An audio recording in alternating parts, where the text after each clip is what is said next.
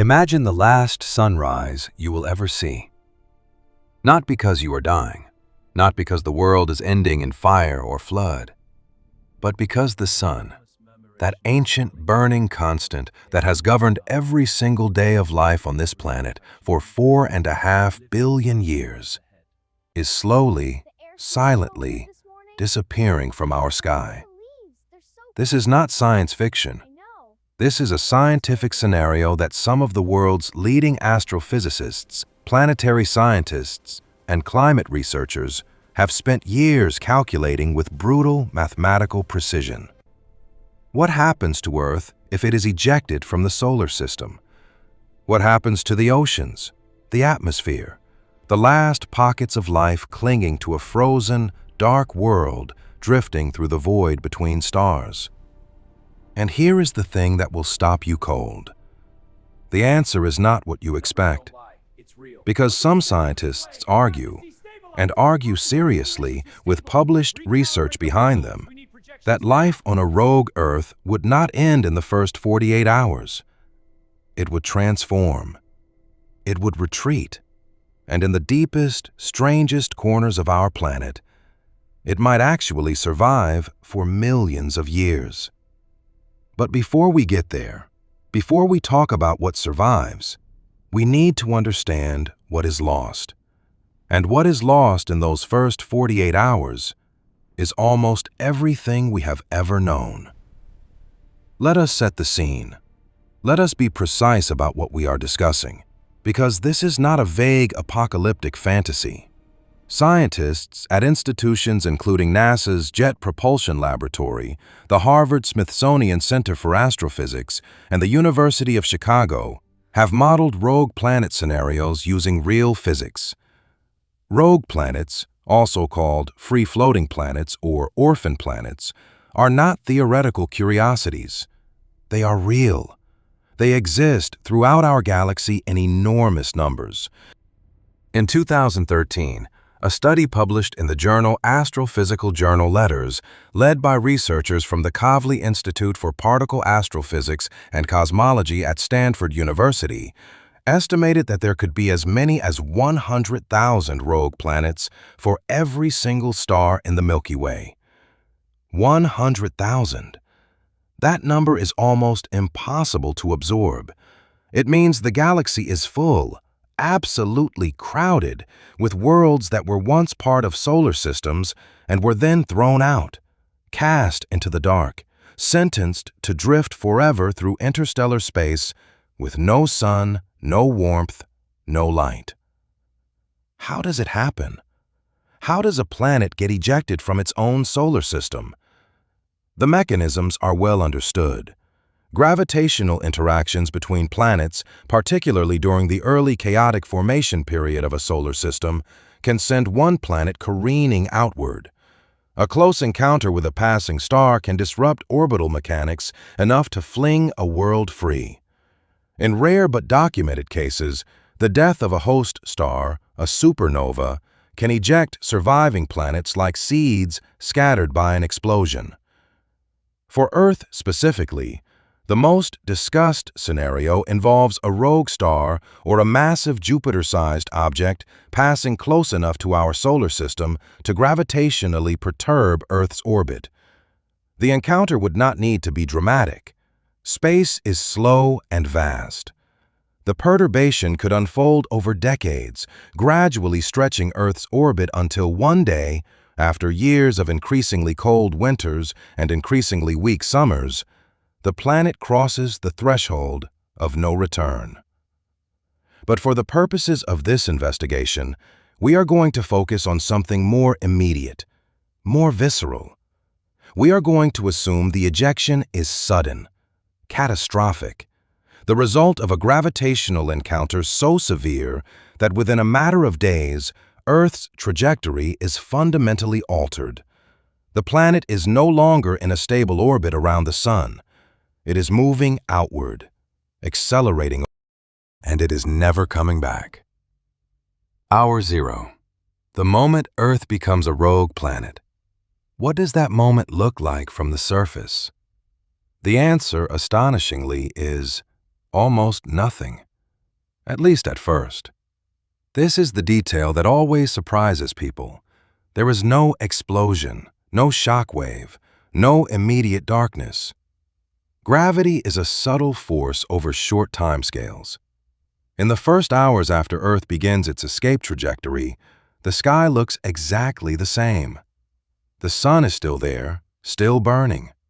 Birds are still singing in the morning. Children are still going to school. But the instruments know. Seismographs around the world would begin registering unusual gravitational stress patterns as Earth's relationship with the sun's gravity shifts almost imperceptibly. At observatories like the European Southern Observatory in Chile or the Mauna Kea complex in Hawaii, astronomers tracking Earth's precise orbital position would notice something wrong within hours. The numbers do not add up. The planet is not where it should be. And then the calls begin, the emergency sessions, the desperate cross-referencing of data from the International Space Station, from deep space tracking networks, from the network of gravitational wave detectors like LIGO in Louisiana and the Virgo detector in Italy. The conclusion is inescapable. Earth is leaving. But here is the first of many profound paradoxes in this story. The planet is leaving the sun, but the sun is not leaving the planet. Not yet. Not for days. Because light travels at 300,000 kilometers per second, and even as Earth races outward, the sun's light is still reaching us, still warming us, still sustaining photosynthesis in every forest, every ocean, every blade of grass on the surface. For the first 12 hours of Earth's rogue existence, the sky is still blue. The oceans are still liquid. The forests are still green. And that impossible, heartbreaking normalcy is perhaps the cruelest detail of all. Because the clock is already running, the 48-hour countdown has begun. And what comes next will dismantle everything. Hour 12. The sun is still visible, still bright. To a casual observer standing in a field somewhere in the middle of Europe or the American Midwest, looking up at the sky, nothing seems wrong. The temperature has not changed. The wind is blowing as it always does. Somewhere, a farmer is checking his crops. Somewhere, a child is kicking a football in a park. But the scientists know. And now, 12 hours into Earth's escape trajectory, the governments know too. Let us talk about the physics. Because to understand what is about to happen to this planet, you need to understand one fundamental truth about the relationship between Earth and the sun. It is not just about light. It is not just about warmth. It is about a gravitational bond 4.5 billion years in the making. A bond so ancient, so deeply embedded in the structure of our world, that every system on this planet has been calibrated to it with extraordinary precision. The sun provides Earth with approximately 1,360 watts of energy per square meter at the top of the atmosphere. Scientists call this the solar constant, and it is, in the most literal sense, the constant upon which all life depends. Every food chain on the surface of this planet begins with photosynthesis. Every ocean current is driven, at least in part, by solar heating. Every weather system, every rainfall, every wind that has ever blown across this planet draws its energy ultimately from that single burning star 93 million miles away. When that constant begins to change, even slightly, the consequences cascade through every system simultaneously. And at hour 12, it is beginning to change. Not dramatically, not yet.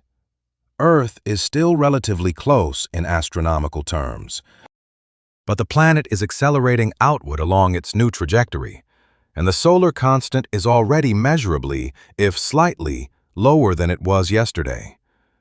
sensitive instruments at research stations like the Mauna Loa Observatory in Hawaii, the same station that has been tracking atmospheric carbon dioxide since 1958, would detect the change before any human being could feel it. The temperature at the surface has dropped by less than 1 degree Celsius, but the models know where this is going. Let us follow those models. Let us trace the physics of abandonment with the precision that scientists like Dr. Dorian Abbott of the University of Chicago and Dr. Eric Gatos of the University of Hawaii have applied to this exact question in published research. Because the timeline of Earth's cooling is not a mystery. It is mathematics. In the first 24 hours, as Earth moves progressively further from the Sun, the reduction in solar energy input begins to manifest in the upper atmosphere first. The stratosphere, that layer of atmosphere between 15 and 50 kilometers above the surface, is exquisitely sensitive to changes in solar radiation. Ozone chemistry, which depends on ultraviolet light from the Sun, begins to shift. The temperature at the tropopause, the boundary between the lower and upper atmosphere, starts to fall. These are not catastrophic changes, not yet, but they are the opening moves in a sequence that has no reversal. Here is something that very few people understand about planetary climate systems. They have enormous inertia. The oceans of Earth contain so much thermal energy accumulated over billions of years of solar heating that they act as a colossal buffer against rapid temperature change. The Atlantic Ocean alone holds enough heat to delay significant surface cooling by weeks, possibly months, even after solar input drops to near zero. This is both reassuring and deeply deceptive. It is reassuring because it means the first 48 hours are not an immediate death sentence for life on the surface. The oceans are releasing their stored heat. The atmosphere is still circulating. Liquid water still exists across most of the planet. It is deceptive because it creates a false sense of stability. The planet feels almost normal. But underneath that apparent normalcy, irreversible processes are already underway. Consider the atmosphere itself. Earth's atmosphere is a complex, layered system that is exquisitely balanced between inputs and outputs of energy. Solar radiation comes in. Infrared radiation goes out. The greenhouse effect, carbon dioxide, water vapor, methane, traps some of that outgoing heat and keeps the planet warm enough for liquid water to exist at the surface. This is not a controversial statement. This is basic atmospheric physics that has been understood since the work of scientists like Eunice Newton Foote in the 1850s and John Tyndall in the 1860s. When solar input begins to drop, this balance is disrupted. But here is the counterintuitive part, and this is where the science becomes genuinely fascinating. In the very short term, the greenhouse effect becomes more important, not less.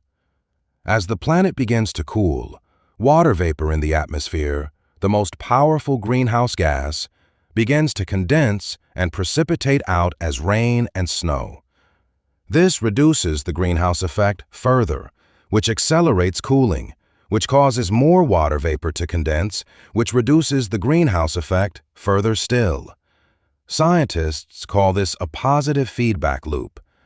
In climate science, positive does not mean good. It means self-reinforcing, runaway. And it is already beginning at hour 12. Now let us talk about something that the popular imagination almost always gets wrong about a rogue Earth scenario. People imagine immediate, total darkness. They imagine the sun simply switching off like a light. But the reality is far more gradual, and in some ways, far more psychologically devastating. Because the sun does not disappear in 48 hours, it dims. At hour 12, the sun appears slightly, almost imperceptibly, smaller in the sky than it did yesterday. The change is measurable with instruments, but not visible to the naked eye. The sky is still blue. Sunsets are still red and orange. The world still looks like the world.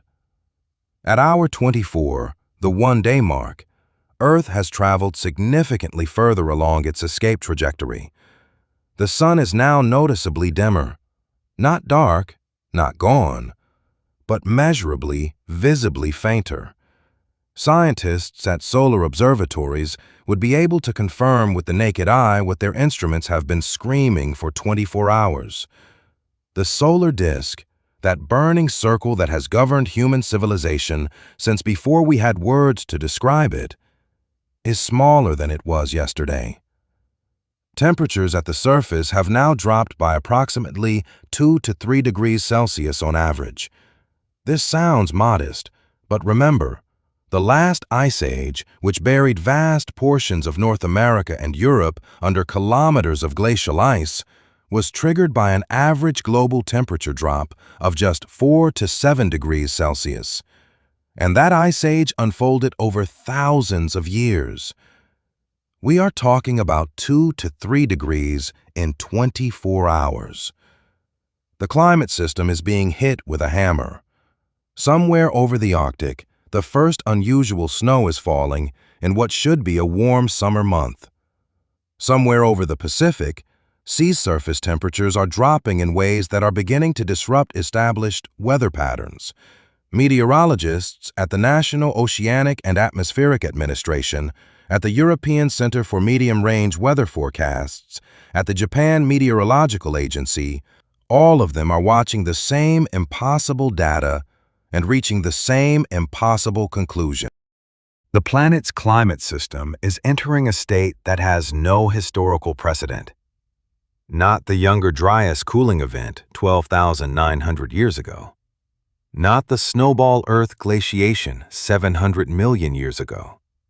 Not even the impact winter that followed the Chicxulub asteroid 66 million years ago. This is something new. This is a planet being unplugged. And at hour 24, as the first day of Earth's rogue existence draws to a close, the second and final day is about to begin. What happens in those next 24 hours will determine the fate of every living thing on this planet. And the answer, as we are about to discover, is written not just in the physics of the atmosphere, but in the geology of the deep Earth itself. Hour 24. The second day begins, and everything changes. Because in the first 24 hours, the planet was losing a battle it did not yet know it was fighting. The oceans were releasing heat. The atmosphere was circulating. Life on the surface was continuing with an almost obscene normalcy. But now, at the dawn of the second day, the accumulated deficit of solar energy is beginning to manifest in ways that are impossible to ignore, impossible to explain away, impossible to survive without preparation. Let us start with water. Water is the most important molecule on the surface of this planet. Not metaphorically, literally. Every biological process, every geological cycle, every weather pattern that has ever shaped the face of Earth depends on water in its liquid state. And liquid water has a thermal threshold. Below 0 degrees Celsius at standard atmospheric pressure, it freezes. At hour 24, surface temperatures in the higher latitudes, Siberia, northern Canada, Scandinavia, Antarctica, have dropped by 5 to 8 degrees Celsius below their seasonal averages. In regions that were already cold, this pushes temperatures well below the freezing point of water. Lakes that were liquid yesterday are beginning to develop ice films at their surfaces. Rivers in northern Russia and northern Canada are slowing, thickening, beginning the process of freezing from the banks inward. This is not a gradual winter. This is not the slow seasonal cooling that these landscapes experience every year. This is a sudden, brutal, accelerating cold that has no natural parallel in the lived experience of any human civilization. And it is moving south. Not slowly, not over centuries, over hours. The mechanism is straightforward and merciless. As the upper atmosphere cools, the temperature gradient between the polar regions and the equatorial regions shifts. The great atmospheric circulation patterns that govern weather across the entire planet, the Hadley cells, the Ferrel cells, the polar cells, begin to reorganize. Cold polar air, no longer held in check by the same temperature differentials that have governed it for millions of years, begins to spill southward with unusual force and speed. Meteorologists have a name for extreme versions of this phenomenon. They call it a polar vortex disruption. In February of 2021, a relatively minor polar vortex disruption sent temperatures in Texas plunging to -19 degrees Celsius, causing widespread infrastructure failure, killing hundreds of people, and leaving millions without power for days. What is beginning at hour 24 of the rogue Earth scenario makes that Texas event look like a cool spring morning. The polar vortex is not disrupting. It is dissolving. The atmospheric structure that has contained Arctic air for millennia is collapsing as the energy budget that maintained it disappears. Cold air masses of unprecedented size are beginning to move, and they are moving fast. But here is where the story becomes more complex, more layered, because the atmosphere is not the only thing responding to the loss of solar energy. The oceans are responding. And the oceans are where the most important and least understood drama of the first 48 hours is unfolding. Consider the thermal structure of the world's oceans. The surface layer, the top 200 meters or so, is relatively warm, well mixed by wind and wave action, and directly exposed to solar heating.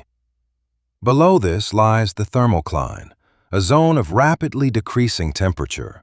And below that, the deep ocean, vast, cold, dark, and extraordinarily stable. Water temperatures in the deep ocean average just 2 to 4 degrees Celsius virtually everywhere on Earth. They have been at these temperatures for millions of years. At hour 24, the surface layer is cooling. The solar energy that normally warms it every day is reduced by roughly 40% compared to pre-ejection levels. The surface is losing heat faster than it is gaining it. The temperature differential between the surface and the deep ocean, normally a stable, well-defined boundary, is beginning to change. This matters enormously, because ocean circulation is driven by temperature and salinity differences. The Great Ocean Conveyor Belt, the thermohaline circulation that moves warm water from the tropics toward the poles and cold, deep water from the poles toward the tropics, is calibrated to a specific set of temperature differentials that have been stable for thousands of years. When those differentials change rapidly, the circulation changes. Research published in the journal Nature Climate Change by teams at institutions including the Potsdam Institute for Climate Impact Research has modeled the vulnerability of thermohaline circulation to rapid temperature changes. The conclusion of multiple studies is that this system has tipping points, thresholds beyond which it does not slow down gradually, but collapses abruptly. At hour 24 of the rogue Earth scenario, those tipping points are being approached. Now let us talk about something that sits at the intersection of geology and biology. Something that most people have never heard of, but which may represent one of the most important factors in the long-term survival of life on a rogue planet. Geothermal energy. Earth is not just a cold rock coated in a thin layer of life. Earth is a heat engine. The interior of this planet is extraordinarily hot. Temperatures at the core reach approximately 5,000 degrees Celsius, comparable to the surface temperature of the Sun. This internal heat comes from two sources. First, residual heat from the planet's formation 4.5 billion years ago, when the gravitational collapse of the proto-Earth generated enormous thermal energy. Second, and more importantly for our purposes, the ongoing radioactive decay of isotopes including uranium-238, thorium-232, and potassium-40 in the mantle and crust. This radioactive decay is continuous. It does not depend on the Sun. It does not depend on surface conditions. It has been generating heat in Earth's interior for billions of years and will continue to do so for billions of years more. And it leaks to the surface. The total geothermal heat flux from Earth's interior to the surface has been measured at approximately 47 terawatts globally. This sounds enormous, and in absolute terms it is. But compare it to the solar energy input before ejection, approximately 173,000 terawatts, and the picture becomes sobering. Geothermal heat flux is approximately 0.03% of what the Sun was providing. It is not enough to keep the surface warm, not even close. But here is what it is enough for. At certain specific locations on Earth's surface, locations that are not randomly distributed but are concentrated along tectonic boundaries and volcanic hotspots, geothermal heat flux is orders of magnitude higher than the global average. At hydrothermal vent fields on the ocean floor, water temperatures can reach 400 degrees Celsius.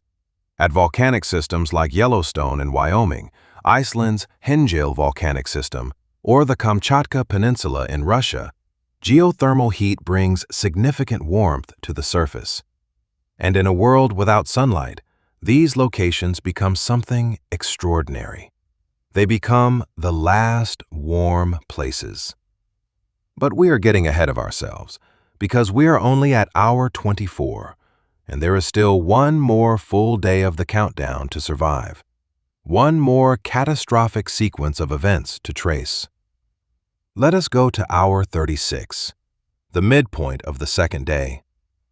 By this point, the changes that were subtle at hour 12 and dramatic at hour 24 have become civilization-ending in their scale and speed. Surface temperatures across the northern hemisphere have dropped by an average of 8 to 12 degrees Celsius. In the southern hemisphere, where the oceans are more dominant and their thermal buffering capacity is greater, the drop is slightly less severe, perhaps 5 to 9 degrees. But the trajectory is identical. Down. Always down. The Mississippi River, which flows through the heartland of North America, is showing ice formation for the first time in modern history during what should be a summer month. The Rhine in Germany, the Seine in France, the Thames in England, all are cooling at rates that exceed anything in recorded meteorological history. Snow is falling in Madrid, in Rome, in Athens. Crops across the northern hemisphere, the wheat fields of Ukraine and Kansas, the rice paddies of China and India, the corn belts of the American Midwest, are dying. Not slowly, not over a season, in hours. The sudden, unprecedented cold is destroying plant cellular structure in real time. Billions of tons of food, enough to feed the human population for months, is being lost in a single day. But here is the detail that haunts the models. It is not the cold itself that is the most immediate killer. It is what the cold does to the atmosphere. As temperatures drop, water vapor, remember the most powerful greenhouse gas in Earth's atmosphere, condenses and precipitates out at an accelerating rate. Rain, then snow, then hail, falls across vast regions simultaneously. the atmospheric water vapor content plummets, and as it plummets, the greenhouse effect weakens further, which causes more cooling, which causes more water vapor to condense, which weakens the greenhouse effect further still. The feedback loop that began at hour 12 is now running at full speed. And there is something else in the atmosphere that is responding to the cold, something that carries consequences almost as profound as the loss of water vapor. Carbon dioxide. At extremely low temperatures, carbon dioxide can freeze out of the atmosphere entirely. This does not happen at the temperatures we are experiencing at hour 36.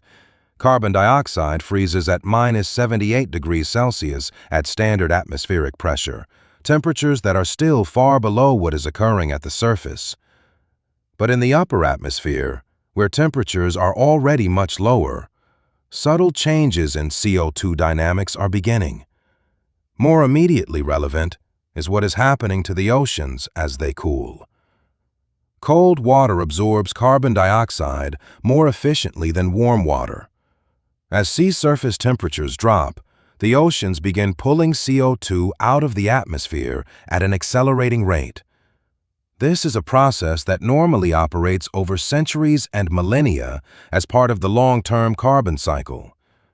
In our scenario, it is being compressed into days. Less CO2 in the atmosphere means a weaker greenhouse effect. A weaker greenhouse effect means faster cooling.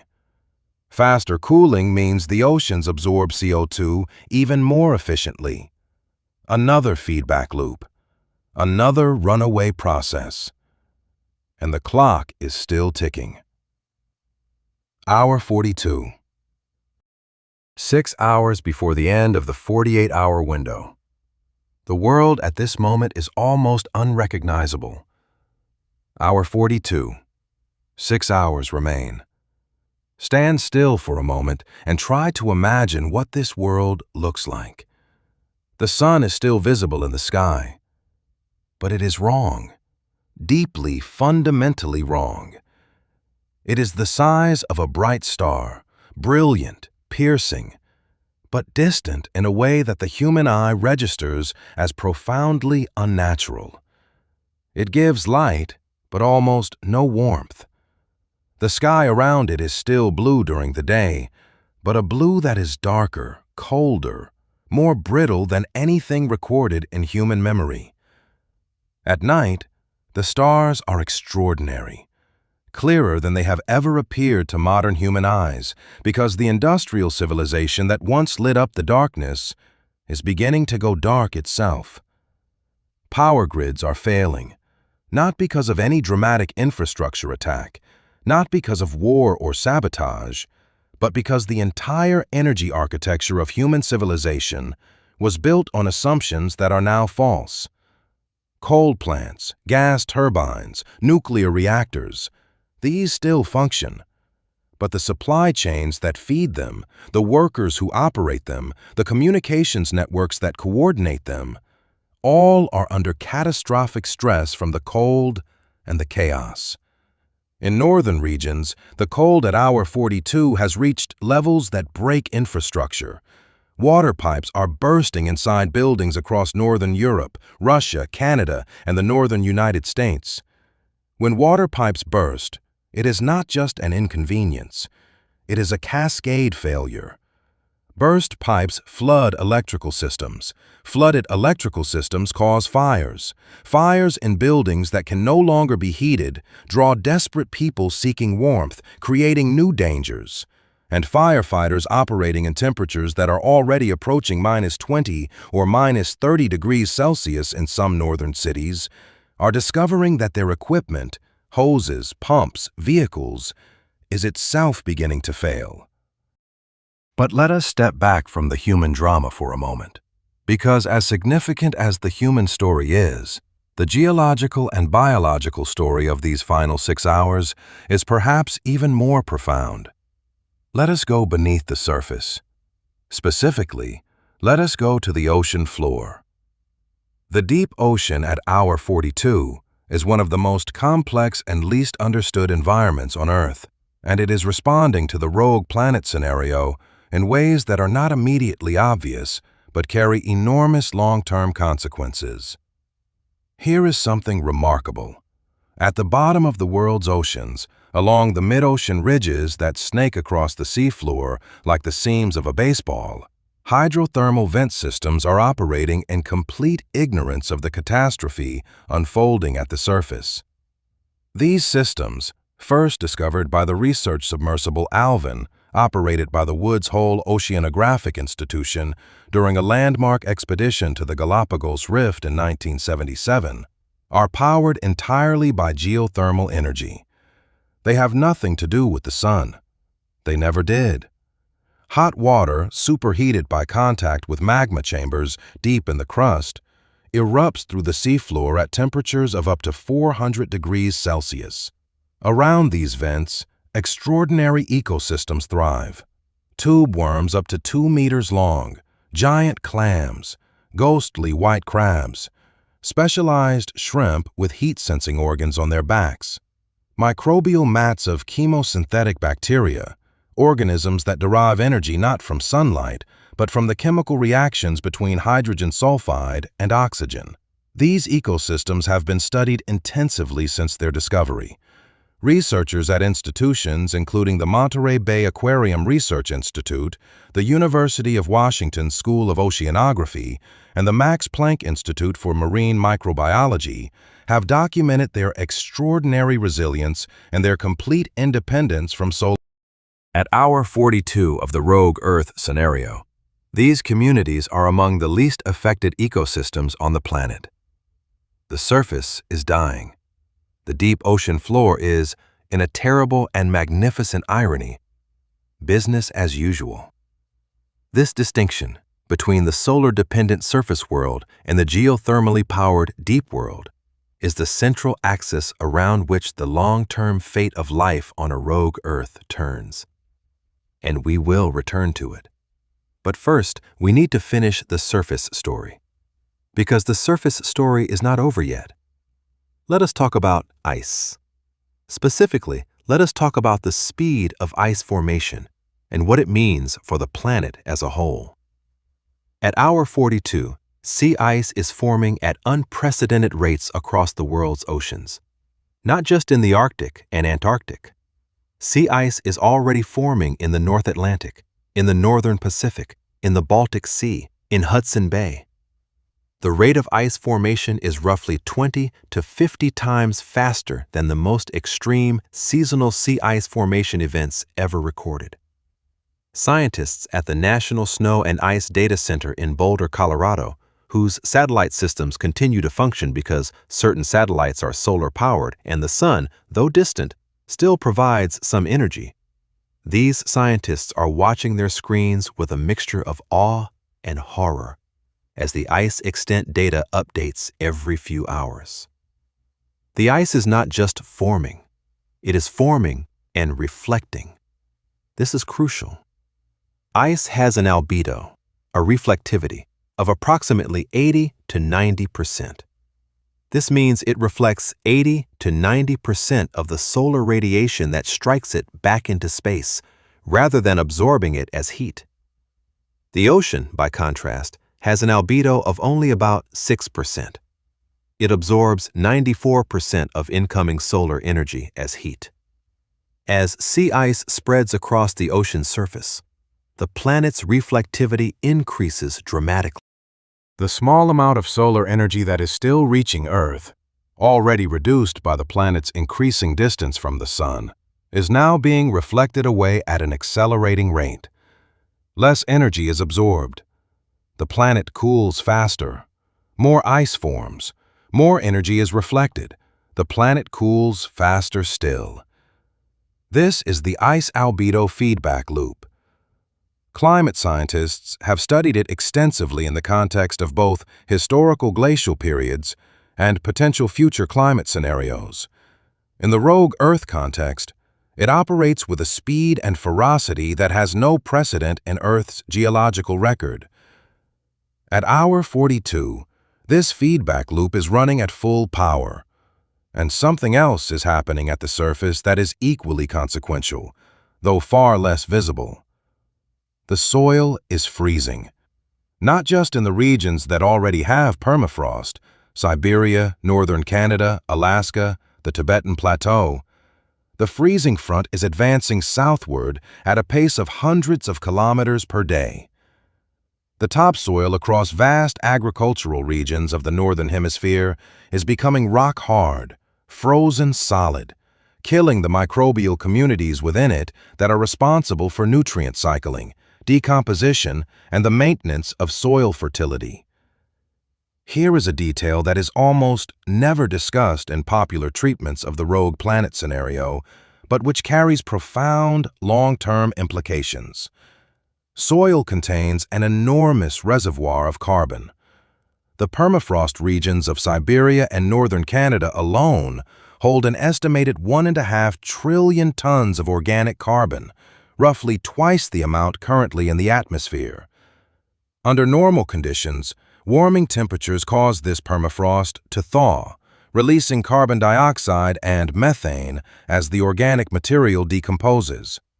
But in a rogue Earth scenario, the reverse happens. As temperatures plummet, organic decomposition slows and then stops. Carbon that would otherwise cycle through the atmosphere becomes locked in frozen. This further reduces the atmospheric greenhouse effect, which further accelerates cooling. Every process, every system, every feedback loop is pointing in the same direction: down. Now let us talk about something almost unbearably human, because amidst all this physics and geology and atmospheric chemistry, there are people. 8 billion people on the surface of this planet, and at hour 42, they are making decisions that reveal everything about what it means to be human in the face of the incomprehensible. In equatorial regions, the Amazon Basin, Central Africa, Indonesia, the islands of the Pacific, temperatures are still relatively tolerable. The thermal inertia of the oceans near the equator has slowed the cooling significantly. Surface temperatures in these regions have dropped by only 2 to 4 degrees Celsius, cold by equatorial standards, but survivable. People in these regions are still outside, still building fires, still talking to each other, still trying to understand what the news is telling them about the sun.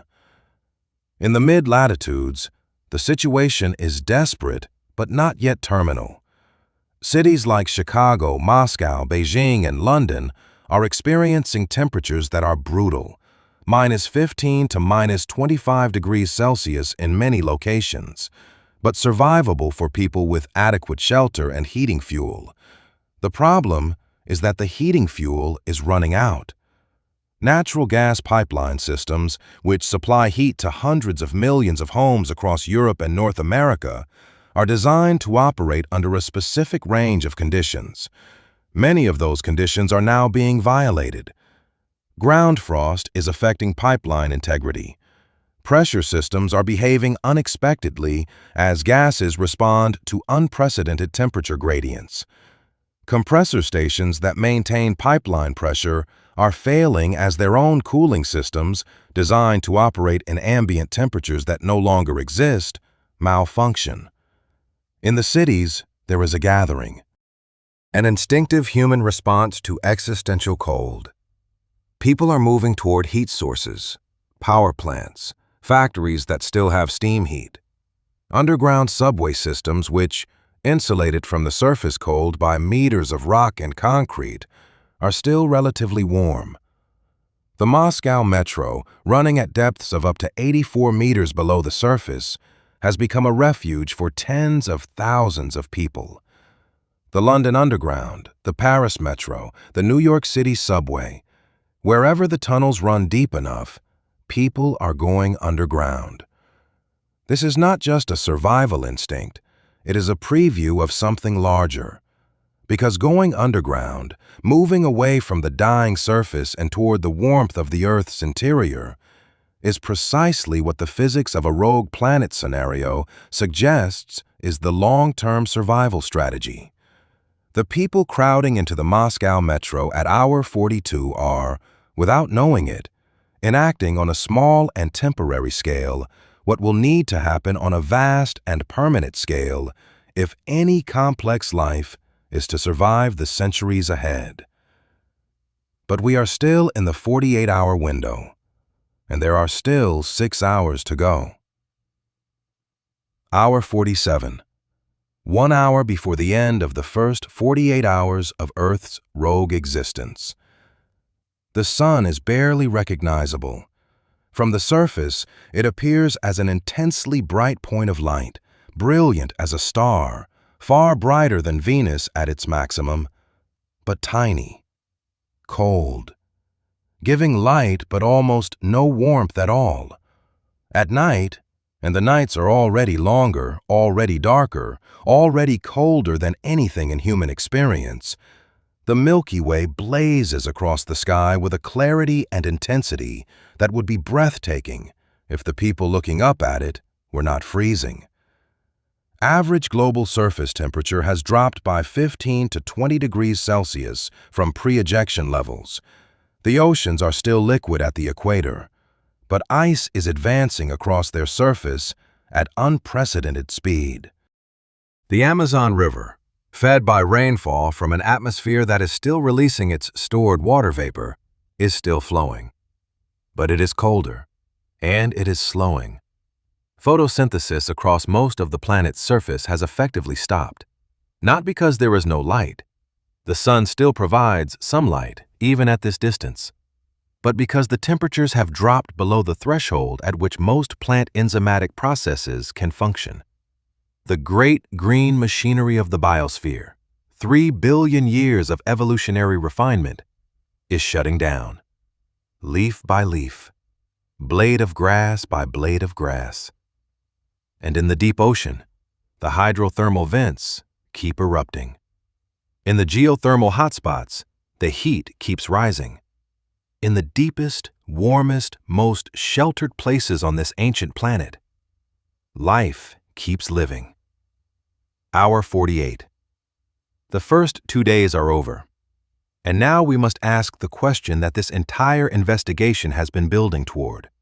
The question that the scientists who have actually studied this scenario, researchers like Dr. Laura Barge at NASA's Jet Propulsion Laboratory working on chemosynthetic life, or Dr. Dimitar Sasalov at the Harvard Origins of Life Initiative, or the teams at the European Space Agency who have modeled rogue planet habitability, the question that all of them ultimately confront. After 48 hours of this, after the freezing and the darkness and the dying, what survives? The answer is about to change everything you think you know about life on Earth. Hour 48. The countdown is over, and the world that exists at this moment, 48 hours after Earth became a rogue planet, is almost unrecognizable from the one that existed 2 days ago. The surface is a killing field of cold and darkness. The great civilizations of humanity are in catastrophic free. The food systems, the energy systems, the communication networks, all are failing simultaneously, cascading into each other like dominoes falling across a table the size of a continent. But here is the extraordinary thing. Life is not over, not even close. And to understand why, to understand what survives and how and where, we need to fundamentally reconsider something that most of us have taken for granted our entire lives. We need to reconsider what life actually is, where it actually lives, and what it actually needs. Because we have been telling ourselves a story about life on Earth that is, it turns out, profoundly incomplete. The story goes like this. Life exists on the surface. Life needs sunlight. Life depends on warmth from the sun. Take away the sun, and you take away life. This story is not wrong exactly, but it is catastrophically incomplete. and the incompleteness of it has been revealed over the past 5 decades by a series of scientific discoveries so astonishing, so paradigm-shifting, that each one individually should have rewritten our fundamental understanding of what life is and where it can exist. Let us start with the discovery that changed everything. February 17, 1977. 250 kilometers northeast of the Galapagos Islands. Depth 2,500 meters below the ocean surface. Complete darkness. Crushing pressure. Near freezing temperatures. The research submersible Alvin, operated by the Woods Hole Oceanographic Institution, descends through the black water toward the mid-ocean ridge. On board are geologists Jack Corliss and Bob Ballard, along with their crew. They are looking for evidence of hydrothermal activity on the seafloor. What they find will permanently alter the history of biology. As Alvin approaches the seafloor, the pilots notice something wrong with the water. It shimmers. It is warmer than it. And then, through the viewport, they see something that no human being has ever seen before. Life. Extraordinary, impossible, abundant life. Tube worms 3 meters long, clustered around cracks in the seafloor from which superheated water erupts in shimmering columns. Giant white clams the size of dinner plates.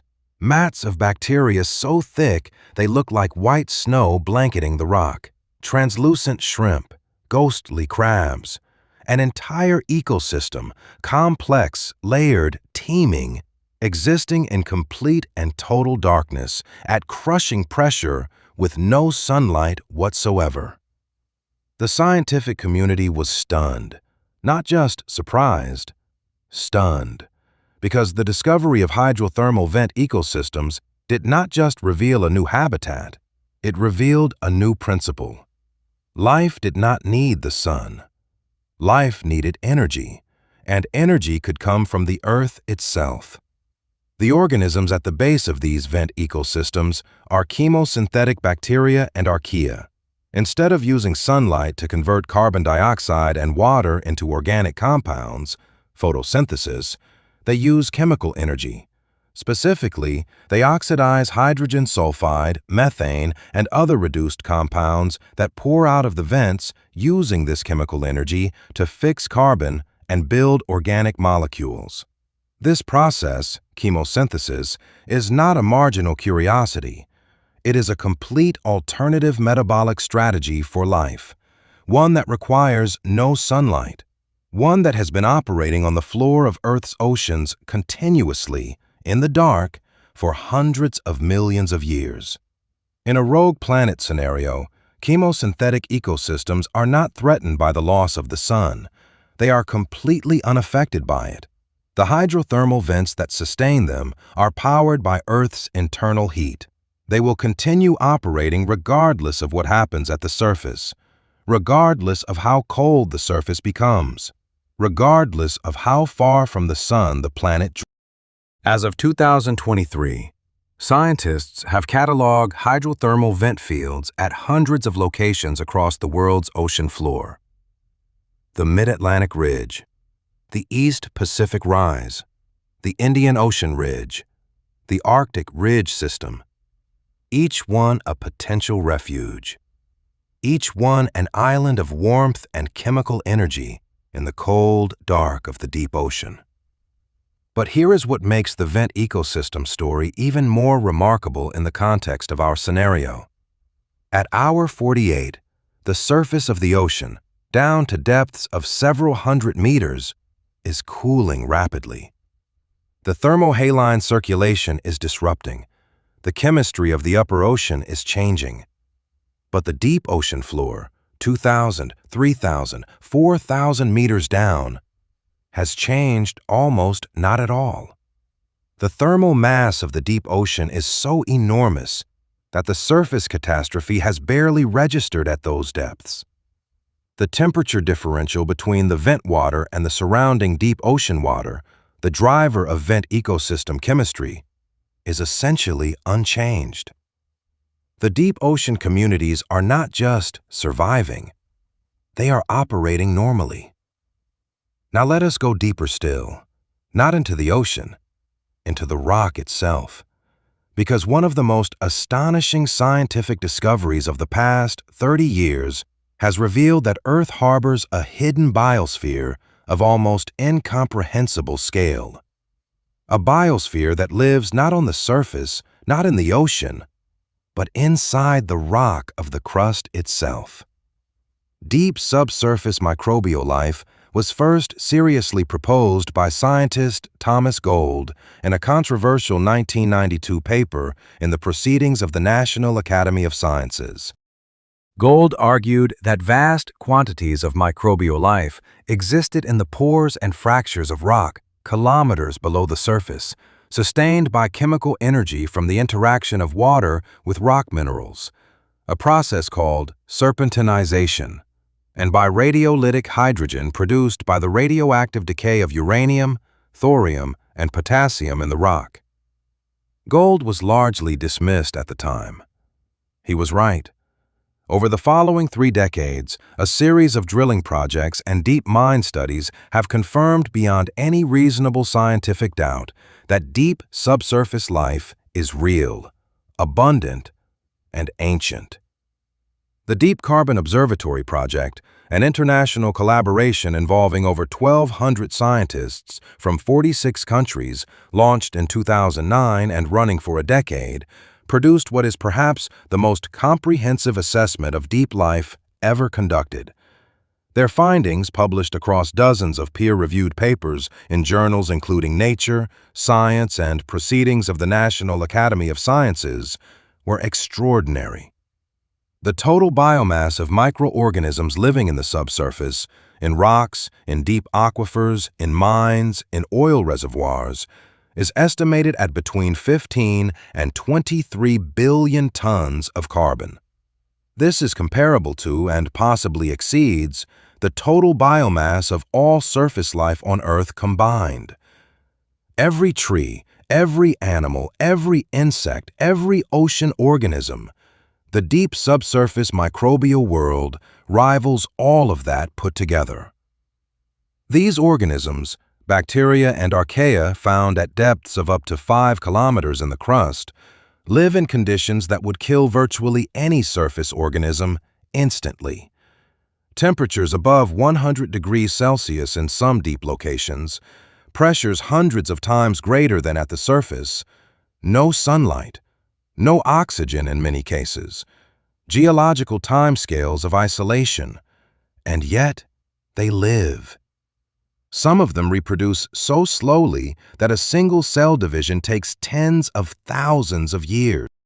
Scientists at Princeton University studying samples from deep South African gold mines found bacteria, later named Candidatus desulphorutus audax viator, living at depths of 2.8 kilometers, in complete isolation from the surface world, sustained entirely by hydrogen produced by the radiolytic splitting of water molecules by radioactive decay. These organisms have not seen the surface in millions of years. They do not need it. They do not know it exists. They are powered by the same radioactive decay that will continue for billions of years regardless of what happens to the sun. In a rogue Earth scenario, these organisms are essentially invulnerable to the surface catastrophe. The rock surrounding them provides insulation against surface temperature changes. Their energy source, radiolytic hydrogen and chemical reactions between water and rock, is completely independent of solar input. The Deep Carbon Observatory's lead scientist, Robert Hazen of the Carnegie Institution for Science, has explicitly noted in public lectures that the deep subsurface biosphere could potentially survive the loss of the host star entirely. But let us not stop there, because there is a third category of life that warrants our attention, a category that sits between the familiar surface world and the alien deep world. a category that may actually be the most important in terms of complex life survival on a rogue Earth. Extremophiles. The word extremophile means, literally, lover of extremes. It is the scientific term for organisms that thrive in conditions that would be lethal to most life on Earth. And the diversity of extremophilic life that science has discovered over the past half-century has shattered every previous assumption about the boundaries of habitability. Consider the tardigrade. This microscopic animal, 8-legged, water-dwelling, reaching a maximum size of about 1.5 millimeters, has been the subject of intense scientific fascination since its discovery in 1773 by German pastor Johann August Ephraim Goetze. But it is only in the past few decades that the full extent of tardigrade resilience has been understood. Research published in 2017 in the journal Nature Communications by a team led by Thomas Boothby at the University of North Carolina revealed the molecular mechanism behind tardigrade survival.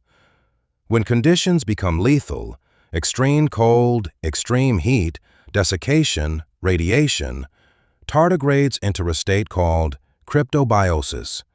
They retract their legs, expel almost all their body water, and essentially shut down. Their metabolism drops to less than 0.01% of normal. In this state, they can survive temperatures close to absolute zero, minus 272 degrees Celsius. They can survive temperatures above 150 degrees Celsius. They can survive radiation doses 6,000 times lethal to humans. They can survive the vacuum of space. They have survived all 5 of Earth's mass extinction events. They predate the dinosaurs by hundreds of millions of years. They will almost certainly outlast human civilization. In a rogue Earth scenario at hour 48, tardigrades in cryptobiosis are not threatened. They are waiting, as they have always waited, as they will continue waiting for as long as necessary. But perhaps the most scientifically significant survival story involves an environment that most people think of as entirely hostile to life: ice, specifically liquid water beneath ice. In 1996, a Russian-British research team confirmed what had been suspected for decades.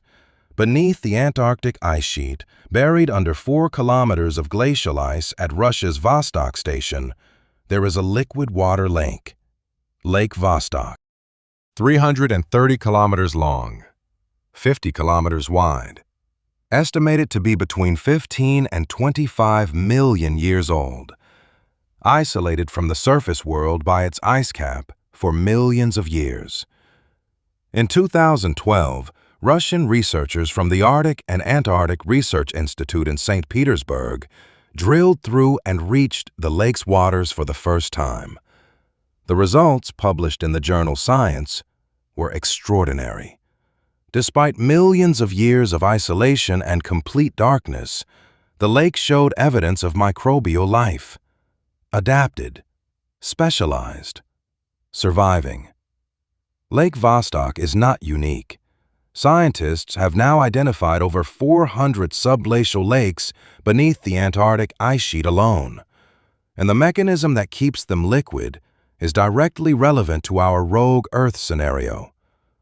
The lakes are kept liquid by a combination of factors. The insulating weight of the overlying ice prevents heat from escaping. Geothermal heat from the rock below adds warmth, and the pressure at those depths lowers the freezing point of water. In a rogue Earth scenario, as the surface freezes and the ice sheets advance, the subglacial lakes do not necessarily freeze. The same physics that keeps Lake Vostok liquid today, geothermal heat, insulating ice, pressure, will continue operating regardless of what happens at the surface. The ice sheets will grow. They will thicken. And beneath them, in the dark and the warmth of geothermally heated water, life will persist. This is not speculation. This is a direct extrapolation from documented, observed, peer-reviewed science, and it leads us to a conclusion that is, depending on your perspective, either profoundly hopeful or profoundly humbling. Earth, as a rogue planet, is not a dead world. It is a transformed world. The surface, the thin, sunlit, wind-swept layer of rock and soil and ocean that we think of as our home, that is dying. That is freezing. That is going dark. The biosphere as we know it, the forests and the oceans and the grasslands, all of that is being lost in a geological eye blink. But beneath the ice, beneath the ocean floor, beneath the rock itself, in the hydrothermal vents and the subglacial lakes and the fractures of the deep crust, life continues. Strange, patient, alien to our experience but recognizably alive, powered by the planet's own internal heat, sustained by chemistry and radioactive decay and the long, slow warmth of a cooling but not yet cold interior. The sun is gone, but Earth is not dead. And there is one more chapter to this story, one more layer to this extraordinary investigation, because we have not yet asked the most important question of all. Could humans survive? Not just microbes, not just tardigrades in their cryptobiotic suspension, not just chemosynthetic bacteria clustered around hydrothermal vents in the permanent darkness of the ocean floor.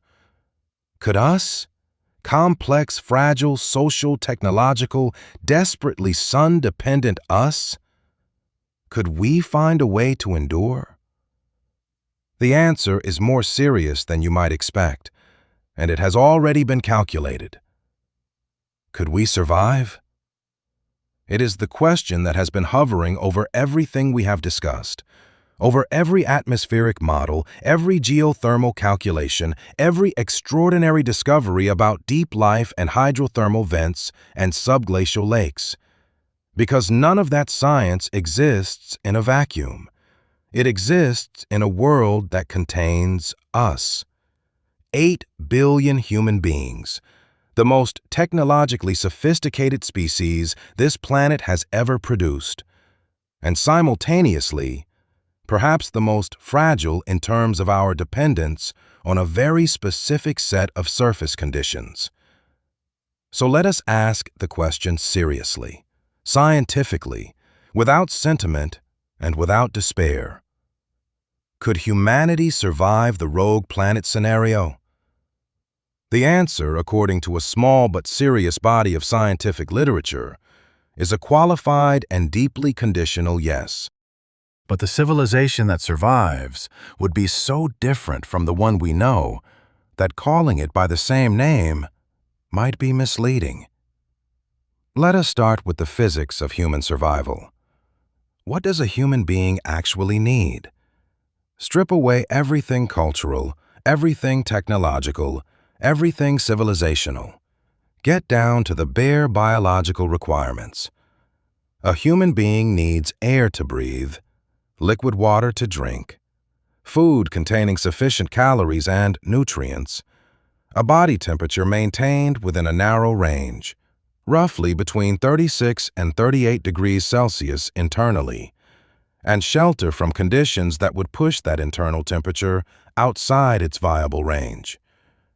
Every one of these requirements is achievable on a rogue Earth. None of them is easy. Let us begin with heat, because heat is the most immediate challenge in the first 48 hours and the defining constraint of all long-term survival planning. In 2012, a paper published in the journal Astrobiology by researcher Sean McMahon of the University of Aberdeen, working on questions related to the habitability of subsurface environments, calculated the geothermal heat gradient in Earth's crust with direct reference to human survival requirements. His work, building on earlier analysis by astrophysicist David Stevenson of Caltech, who had proposed in a provocative 1999 paper in Nature that it might be theoretically possible to send a probe to the interior of the Earth, established a key number. At approximately 300 meters below the surface, in most geological settings, the geothermal heat gradient raises rock temperatures to levels sufficient to maintain habitable temperatures in enclosed underground spaces. 300 meters. That is not deep. Not in geological terms, not in mining terms. 300 meters is a depth that human engineering has been routinely achieving for over a century. The deepest underground mines on Earth reach nearly 4 kilometers. The Tautona gold mine in South Africa, where those deep subsurface bacteria were found, reaches 3.9 kilometers depth. At those depths, the rock temperature is above 60 degrees Celsius, far too hot for human habitation without extensive cooling. But at 300 to 500 meters, temperatures in most geological settings hover between 20 and 40 degrees Celsius. Warm, manageable, survivable. In a rogue Earth scenario, underground settlements at these depths would be geothermally heated from below and insulated from the surface cold by the rock above. The engineering challenges are significant, but not impossible. Ventilation systems would need to circulate air. Water would need to be sourced from deep aquifers, which exist at these depths across much of the planet and would remain liquid and accessible. Food production would require artificial lighting, likely LED-based systems powered by geothermal electricity generation. And here is where the scenario becomes genuinely fascinating rather than merely survivable. Because humanity already has the technological foundations for exactly this kind of existence. Geothermal electricity generation is not experimental technology. It is mature, operational infrastructure. Iceland generates approximately 30% of its electricity from geothermal sources. The Geysers geothermal complex in Northern California has been generating electricity since 1960. Kenya, the Philippines, New Zealand, multiple countries have developed substantial geothermal generating capacity. The total global installed geothermal generating capacity as of 2023 is approximately 16 gigawatts, according to the International Renewable Energy Agency.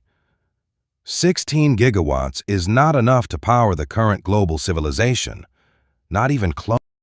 But it is enough, properly distributed and efficiently used, to sustain much smaller communities in underground environments. Enough to power lighting for food production. Enough to pump and purify water. Enough to maintain communications within and between underground settlements.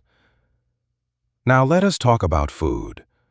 Because food is the bottleneck that most survival analyses identify as the critical constraint on long-term human survival in a rogue planet scenario.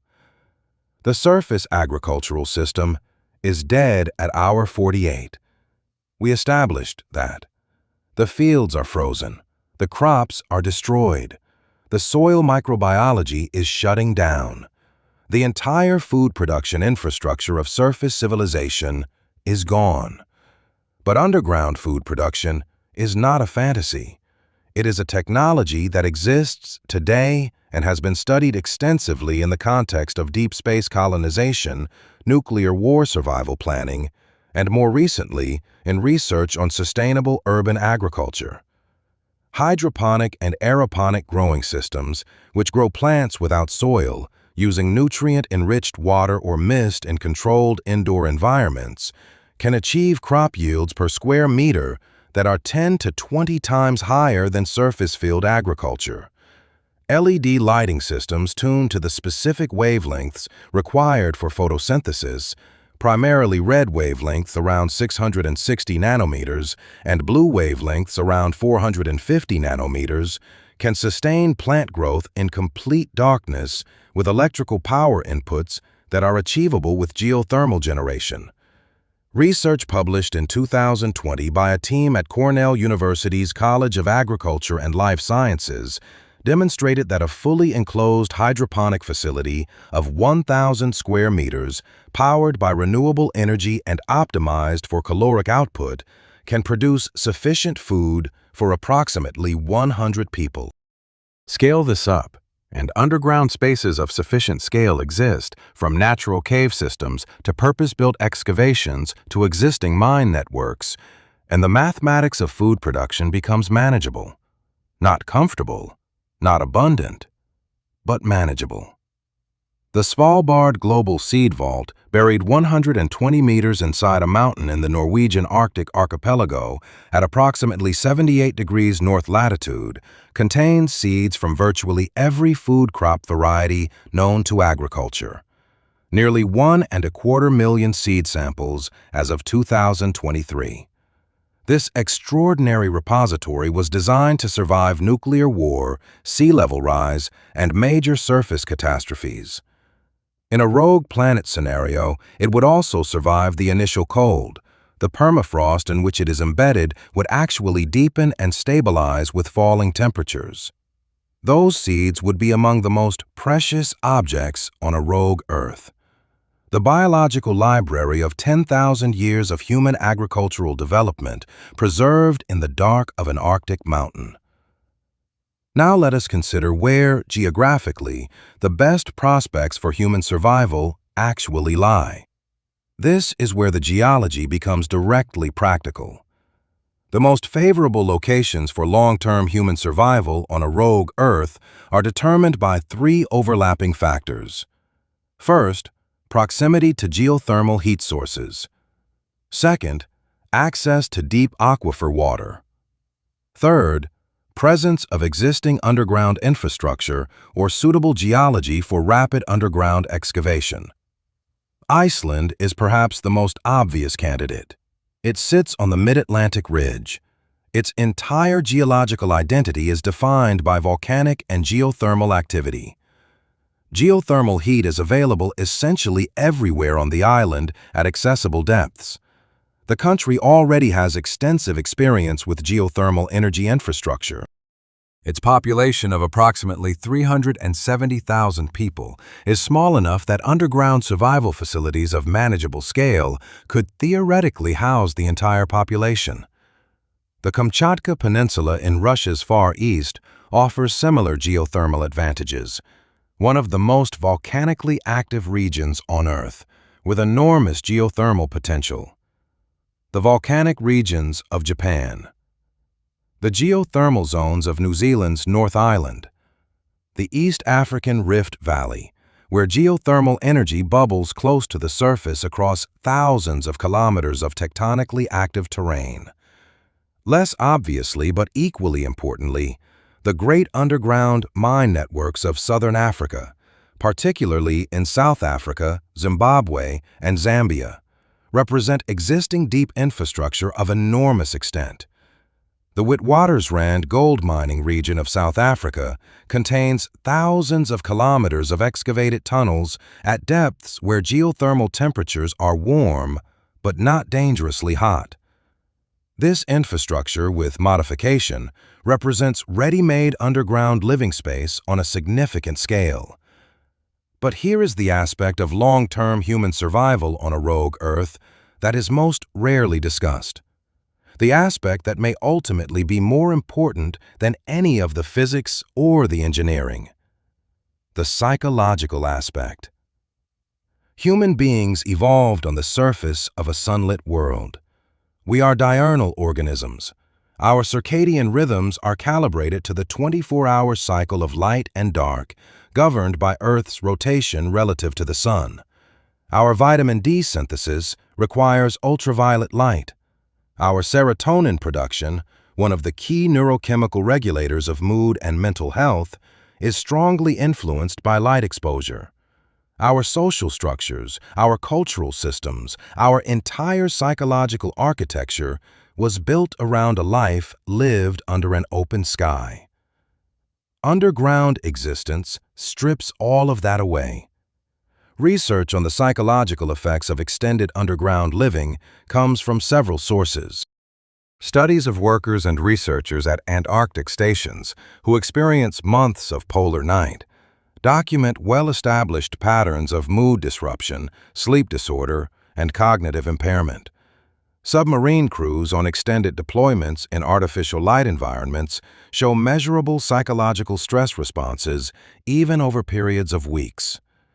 Studies of people in windowless environments, conducted by chronobiology researchers including Till Ronenberg at Ludwig Maximilian University of Munich, demonstrate that the absence of natural light disrupts circadian function in ways that have cascading health consequences. Now extend those conditions to a lifetime, to generations, to a civilization that may never see natural sunlight again. The psychological and cultural adaptations required would be profound.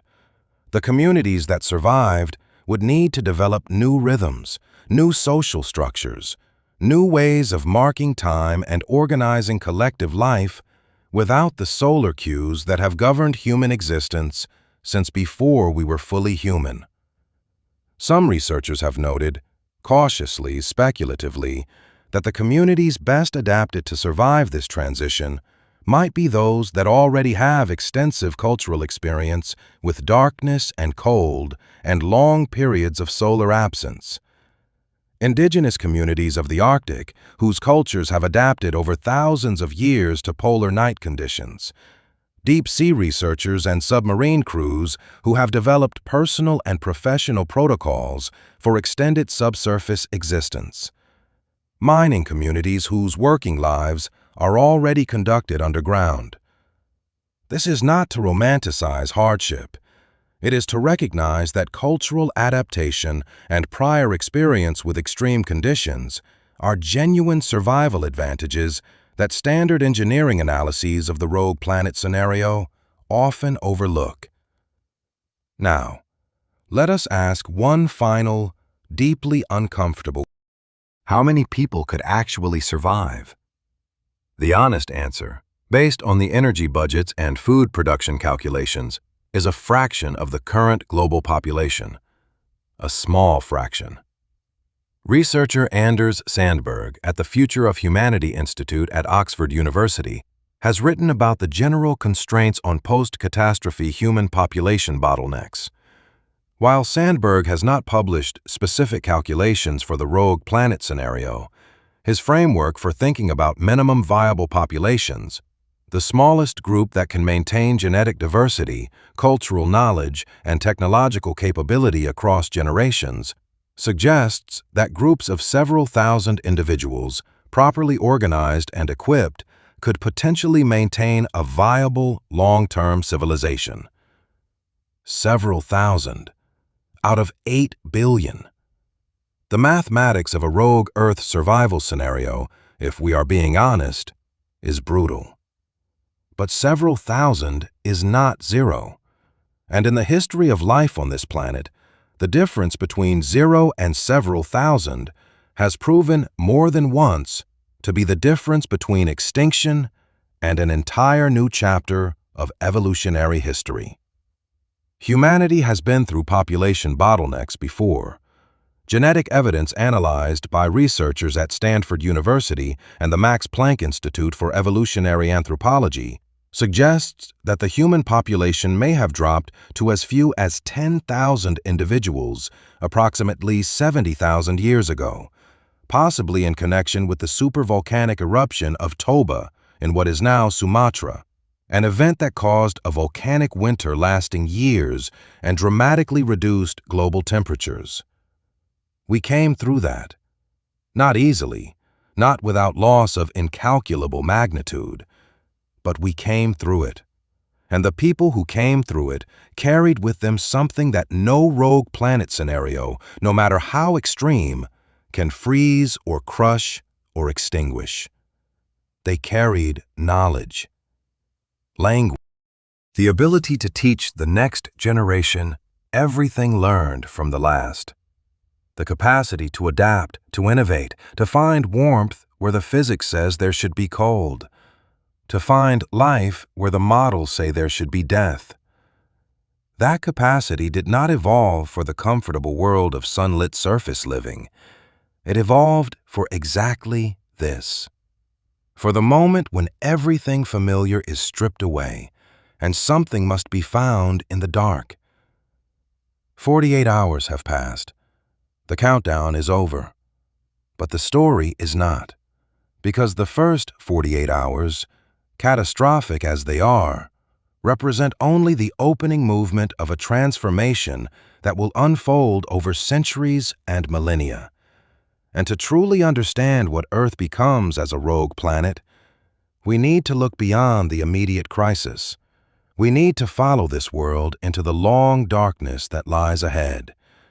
We need to ask what Earth looks like, not in 2 days, but in 2 years, in 200 years, in 2 million years. And the answers, drawn from planetary science, from the study of icy moons in our own solar system, from the modeling work of researchers at institutions including the University of Chicago, the Carnegie Institution for Science, and the European Space Agency, are among the most extraordinary in all of science. Because Earth, it turns out, has a future even without the sun. It is just not the future any of us imagined.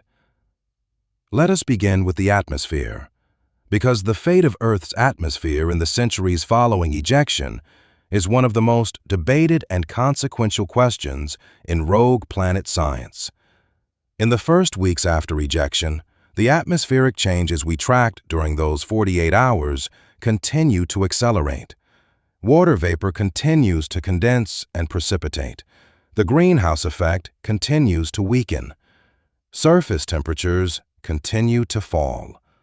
Within approximately 2 weeks, according to models developed by researchers, including Dr. Dorian Abbott, Eric Switzer, whose 2011 paper in the journal Astrophysical Journal specifically addressed the question of rogue planet habitability, surface temperatures across most of the planet have fallen to -40 or -50 degrees Celsius. At these temperatures, carbon dioxide begins to behave differently than it does in the relatively warm conditions of the present Earth. CO2 does not freeze at -50 Celsius at standard atmospheric pressure. Remember, it freezes at -78 Celsius.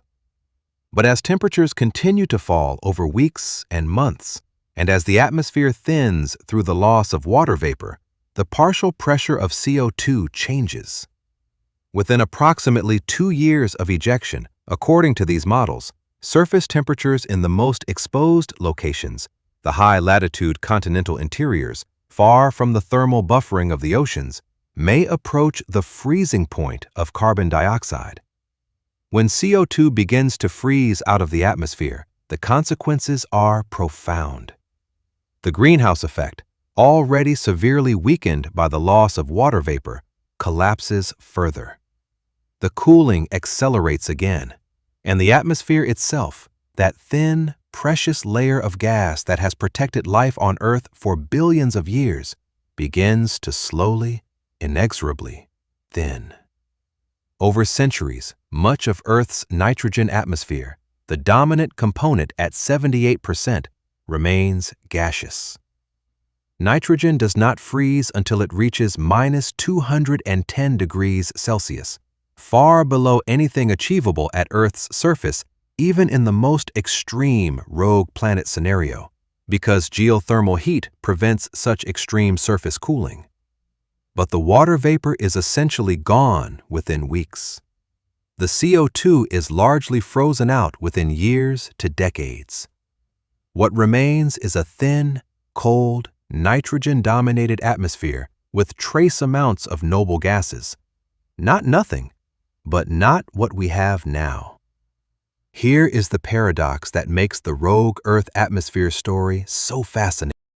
the loss of the greenhouse gases, primarily CO2 and water vapor, causes rapid initial cooling.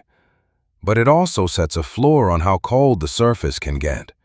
Because without a thick atmosphere to radiate heat away, the planet's geothermal heat flux, that 47 terawatt output from the interior, becomes proportionally more significant. In the absence of efficient atmospheric heat loss, geothermal heat accumulates near the surface more effectively.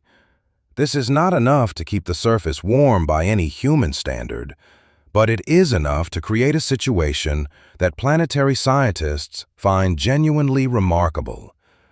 Within approximately 1 million years of ejection, according to modeling work discussed by astrophysicist Gregory Laughlin of Yale University in his research on planetary system dynamics, Earth's surface would reach a new thermal equilibrium, a stable state. Cold, dark, and airless in the conventional sense, but not absolute zero.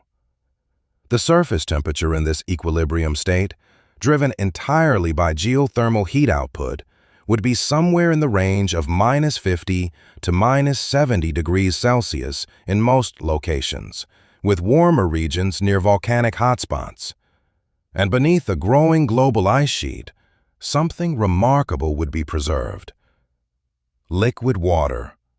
Not at the surface, not accessible to anything living in the traditional sense, but there, in the geological dark, beneath kilometers of ice, warmed by the rock below, liquid water would persist, as it persists today beneath the ice of Antarctica, as it persists, and this comparison is crucial, beneath the ice of Europa. Europa, Jupiter's moon, a world roughly the size of our own moon, covered in a global ice sheet kilometers thick, orbiting a gas giant 483 million miles from the Sun, receiving a tiny fraction of the solar energy that Earth receives. By every surface measure, a dead and hostile world. And yet, the scientific consensus, built on data from the Galileo spacecraft mission in the 1990s, from the Hubble Space Telescope's detection of water vapor plumes above Europa's surface in 2013, and from subsequent analysis by teams at NASA's Jet Propulsion Laboratory and the European Space Agency, is that beneath Europa's ice sheet, there is a global ocean of liquid water. An ocean that may contain more liquid water than all of Earth's oceans combined. Kept liquid not by solar heat, but by tidal flexing, the gravitational kneading of Europa's interior by Jupiter's enormous gravity, which generates internal heat through friction. The comparison is not perfect. Europa's internal heat comes from tidal flexing, while Earth's comes from radioactive decay and primordial heat. But the principle is identical. A world without meaningful solar input, covered in ice, with a liquid water ocean beneath. And Europa, many planetary scientists believe, may harbor life. Not complex life, not fish or plants or anything that would be recognizable to a casual observer, but microbial life, chemosynthetic life, life powered by chemical energy from hydrothermal interactions between the ocean water and the rocky seafloor, life that has never seen the sun and never needed to. The NASA Europa Clipper mission, launched in October 2024, is currently en route to Jupiter specifically to investigate this possibility. It will arrive at the Jovian system in 2030 and begin a series of flybys of Europa designed to characterize the subsurface ocean and assess its habitability. The mission represents one of the most significant investments in astrobiology in the history of space exploration, a direct scientific bet that sunless, ice-covered worlds can harbor life. In the context of our rogue Earth scenario, the Europa comparison is not just poetic, it is scientifically operational. A rogue Earth, in the long run, becomes something like a world of ice and rock, with a subsurface ocean maintained by internal heat, potentially hosting microbial life in the dark water far below the frozen surface. Except with one crucial difference. Europa, as far as we know, has never had a surface biosphere. It has never had forests or oceans full of complex animals or human civilizations. Earth has. And the question of what remnants of that extraordinary biological and cultural history survive into the long darkness, that question is where the rogue Earth story becomes most poignant, most strange, and most profound. Let us think about what is preserved. In the first months after ejection, as the surface freezes and the ice sheets advance, an extraordinary natural preservation process begins. Cold, as any archaeologist who has worked in permafrost environments knows, is one of the most powerful preservatives in nature. The permafrost regions of Siberia have yielded mammoths frozen so perfectly that their stomach contents are intact after 30,000 years. Their DNA survives, recoverable and sequenceable by researchers at institutions including the Center for Paleogenetics in Stockholm. As Earth's surface freezes globally, the entire surface biosphere becomes, in effect, a vast natural freezer. The forests, the grasslands, the soil communities, the shallow ocean ecosystems, all of them are snap-frozen and preserved beneath advancing ice. Not perfectly, not indefinitely. Ice is not static. It flows, it deforms, it grinds. Over centuries and millennia, much of what is preserved will be crushed and mixed and eventually subducted into the mantle through geological processes. But in the short to medium term, decades to centuries, the frozen surface represents an extraordinary archive. And if there are survivors, if those underground communities we discussed are real and operational, they would have access to this archive. Not easily, not safely. Venturing to the surface in -50 or -60-degree conditions, in a thin and increasingly anoxic atmosphere, would require technology approaching that of a spacesuit.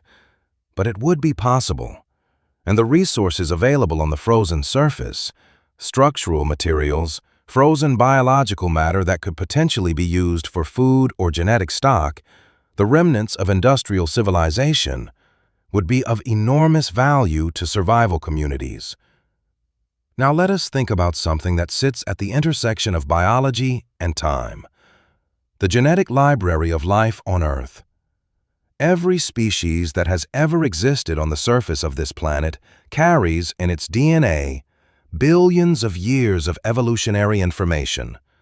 The genome of a simple bacterium contains solutions to biological problems that took hundreds of millions of years to develop.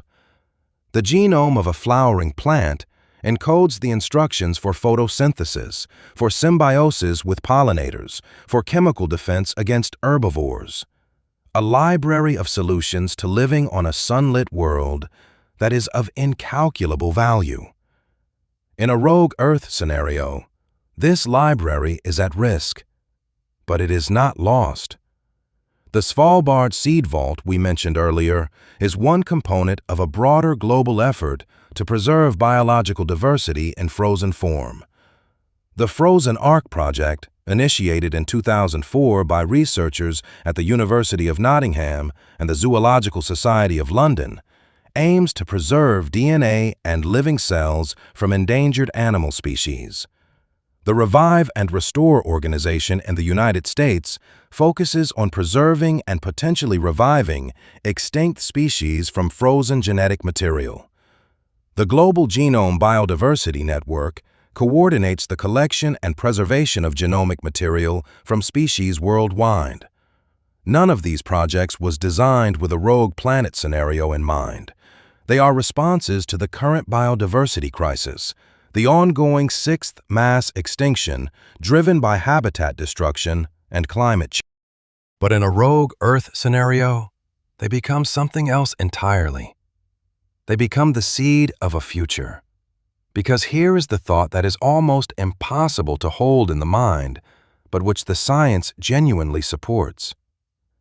A rogue Earth, drifting through the galaxy for millions of years, eventually encounters another star. This is not a certainty. Space is vast and stars are sparse. But it is a probability. Over millions or billions of years of travel, gravitational interactions with other stellar systems become increasingly likely. And in the scenario, however remote, where a rogue Earth is captured by a new star, where it settles into a new orbit, where solar energy begins to reach its surface again, what happens? The ice melts, slowly, over thousands of years. The atmosphere reconstitutes as frozen CO2 and water vapor return to the gas phase. The subsurface ocean contacts the newly warming surface. The chemosynthetic communities of the deep vents, the microbial life of the subglacial lakes, the extremophile communities that survived the long darkness, all of them now have access to a new energy source. And if the genetic library has been preserved, in the seed vault beneath the Svalbard ice, in the frozen genetic repositories of survival communities, in the DNA of organisms that hibernated through the darkness, then the biological history of Earth is not erased. It is waiting. This scenario is not science fiction. It is a direct extrapolation of processes that planetary science documents and studies. The capture of rogue planets by stellar systems has been modeled computationally by researchers at institutions including the Harvard-Smithsonian Center for Astrophysics. The reconstitution of atmospheres on previously frozen worlds is directly relevant to our understanding of Mars's ancient history and the early history of Earth itself, which experienced snowball Earth glaciation events, periods when the entire surface was covered in ice, multiple times and recovered. Life on Earth has survived snowball Earth multiple times. The evidence for this is written in the geological record, in carbon isotope ratios in ancient rocks, in the extraordinary fossils of the Ediacaran period that appear immediately after the last great snowball Earth event, approximately 635 million years ago. The planet froze, and then it thawed, and then life exploded into new complexity. Snowball Earth was caused by runaway ice albedo feedback similar to what we have traced in our rogue planet scenario. The recovery from snowball Earth was driven by the buildup of volcanic CO2 in the atmosphere over millions of years, CO2 that could not be absorbed by the ice-covered ocean, and gradually rebuilt the greenhouse effect until temperatures rose and the ice melted. On a rogue Earth, volcanic and geothermal activity continues indefinitely. The CO2 released by volcanism has nowhere to go in a frozen, nearly airless world. Over millions of years, it accumulates. If the planet ever encounters a new star, or even if it does not, the long-term geochemical trajectory of a rogue Earth is not toward absolute cold and silence. It is toward a slow, dark, ancient warmth. A world that remembers what it was, and perhaps, given enough time, becomes something again. We have traveled far. We began 48 hours ago, in geological terms, less than the blink of an eye, standing on the surface of a familiar world. Blue sky overhead, oceans glittering in sunlight, 8 billion human beings going about the extraordinary, ordinary business of being alive on the only inhabited planet we have ever known.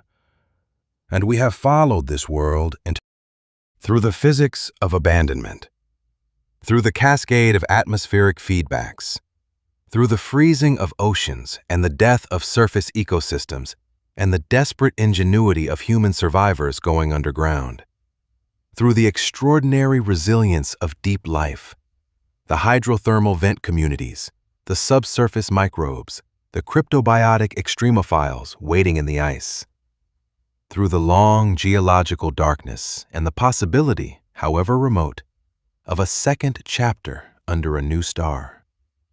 Now it is time to step back, to assess, to ask what the science actually tells us clearly and honestly about the meaning of everything we have examined. and to ask one final question that ties all of it together. What does the rogue Earth scenario teach us about life itself? Let us start with what the science has firmly established. The first and most important scientific conclusion is this: life on Earth is not a surface phenomenon. It is a planetary phenomenon. The biosphere does not end at the bottom of the ocean or at the base of the soil. It extends kilometers into the rock, into the deep water, into environments that have never seen sunlight and never needed to. This is not a hypothesis. It is one of the most thoroughly documented discoveries in the history of biology. The Deep Carbon Observatory, the discoveries at hydrothermal vents, the identification of deep subsurface microbial communities in mines on 5 continents. All of this constitutes an overwhelming body of evidence for a deep biosphere that is largely independent of solar energy. This discovery fundamentally changes the rogue planet scenario. A world ejected from its star does not become sterile. It becomes stratified. The solar-dependent surface biosphere, the layer of life we know and love and are part of, dies. But the deeper biosphere, the ancient, strange, patient world of chemosynthetic and chemoautotrophic organisms that has been there since long before photosynthesis evolved, that world continues. Diminished, perhaps, changed, certainly, but alive. The second firm scientific conclusion is that Earth's internal heat engine is extraordinarily long-lived. The radioactive isotopes that drive geothermal heat, uranium, thorium, potassium, have half-lives measured in billions of years. Uranium-238 has a half-life of 4.5 billion years. Thorium-232 has a half-life of 14 billion years, longer than the current age of the universe. These isotopes are not running out on any timescale relevant to biology. The geothermal heat flux of a rogue Earth would remain significant for billions of years after ejection. This means that hydrothermal vent systems would remain active, subglacial lakes would remain liquid, deep rock temperatures would remain warm. The energy sources that sustain the deep biosphere would persist for geological eternity. The third scientific conclusion is more speculative but increasingly supported by observational evidence. Rogue planets are not rare curiosities. They are one of the dominant categories of planetary object in the galaxy. The microlensing surveys that have detected them, including surveys by the Optical Gravitational Lensing Experiment, or OGLE, collaboration based at the University of Warsaw, and more recently by the Korea Microlensing Telescope Network, suggest that free-floating planets may outnumber stars.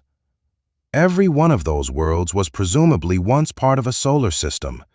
Every one carries the geological and potentially biological history of its formation. If even a small fraction of those worlds carry deep biospheres, if the principle we have established for Earth applies generally to rocky planets with sufficient internal heat, then the galaxy may be teeming with life that we have never considered looking for. Life that does not require a star. Life that drifts in the dark between the stars, patient and ancient, and completely beyond the reach of any telescope designed to look at sunlit worlds. This is a conclusion that has begun to appear in the scientific literature with increasing frequency. A paper published in 2019 in the International Journal of Astrobiology by Avi Loeb of Harvard University and Manasvi Lingam of the Florida Institute of Technology explicitly argued that subsurface oceans on rogue planets, kept liquid by radiogenic heating, could potentially support life. Their analysis concluded that the total volume of liquid water in subsurface oceans on rogue planets throughout the Milky Way might exceed the volume of liquid water in all the surface oceans of all the sunlit planets combined. Let that settle for a moment. The majority of liquid water in our galaxy may be on worlds without stars, in permanent darkness, beneath ice, in places we have never looked and have only recently begun to imagine looking. The fourth scientific conclusion concerns the nature of mass extinction events in Earth's history and what they tell us about biological resilience. Earth has experienced 5 major mass extinction events in its history. The Ordovician-Silurian extinction, approximately 444 million years ago. The late Devonian extinction, approximately 375 million years ago.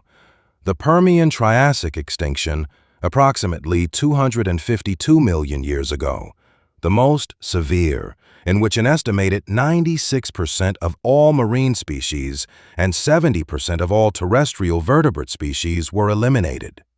The Triassic-Jurassic extinction, approximately 201 million years ago, and the Cretaceous-Paleogene extinction, 66 million years ago, which ended the reign of the non-avian dinosaurs.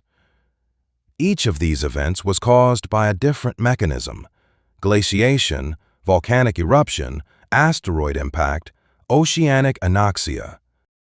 And each one, despite its devastating toll, failed to extinguish life entirely. In every case, a remnant of biological diversity survived, and from that remnant, over millions of years, life rebuilt. Not the same life, not the same species or ecosystems or food webs, but life. Complex, diverse, astonishing life. The rogue planet scenario is, in terms of its surface impact, comparable to or exceeding the worst of these extinction events. The Permian-Triassic extinction, the Great Dying, was partly driven by a dramatic global cooling event caused by volcanic winter, followed by extreme warming from volcanic CO2. The temperature swings involved were severe, but unfolded over thousands to tens of thousands of years. Our rogue Earth scenario compresses comparable temperature changes into days. And yet, if the lesson of Earth's 5 mass extinctions is that life persists, that even the most catastrophic events in planetary history fail to achieve total biological sterilization, then the rogue Earth scenario, for all its horror, fits within a pattern that life on this planet has already survived. Not easily, not without unimaginable loss, but survived. Now let us turn to the human dimension of this scientific verdict, because science does not exist in isolation from human meaning. The rogue Earth scenario is not just a physics problem or a biology problem. It is a mirror. It reflects back at us something about our relationship with this planet, with this sun, with the conditions that created us and that we have, for most of human history, taken entirely for granted. Consider what the scenario reveals about vulnerability. The entire edifice of human civilization, agriculture, cities, global trade, the internet, medicine, art, science itself, was built on one assumption so fundamental that it was never even articulated as an assumption. The sun will rise tomorrow. The temperature will remain within a range that allows liquid water to exist at the surface. The atmosphere will continue to support photosynthesis. These are not guaranteed. They are gifts. Gifts of a cosmically improbable stability that Earth has enjoyed for 4.5 billion years, partly because of its position in the solar system, partly because of the presence of Jupiter's gravitational influence stabilizing the inner solar system, partly because of the extraordinary geological luck of having a large moon that stabilizes Earth's axial tilt, and partly because we happen to live during a period of relative stellar quiet in a relatively safe region of the galaxy. Remove any one of these factors, and the conditions for surface life become precarious. The rogue planet scenario removes the most fundamental one of all. And in doing so, it forces us to confront something that philosophy and religion have always known, but that modern technological civilization tends to forget. We are not the authors of the conditions that sustain us. We are the beneficiaries of them. Extraordinarily fortunate, extraordinarily temporary beneficiaries of a planetary situation that is stable on human timescales, but fragile on cosmic ones. This is not cause for despair. It is cause for a particular kind of attention, a sharpened awareness of what we have and what it would mean to lose it. But here is where the rogue Earth scenario offers something unexpected, something almost like hope. Not the easy hope of a story where everything works out, not the comfortable reassurance that humanity will definitely survive, that our technology will definitely save us, that the future is bright and the darkness is temporary. A harder, stranger, more genuine hope.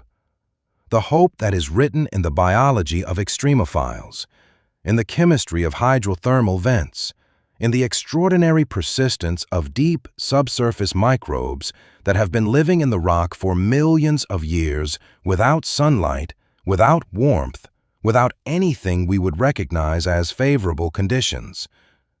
The hope is this. Life, once started, is extraordinarily difficult to stop.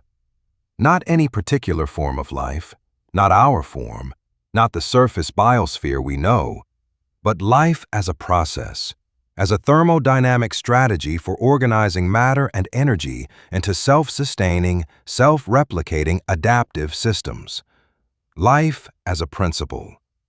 That principle, the evidence suggests, does not require the sun.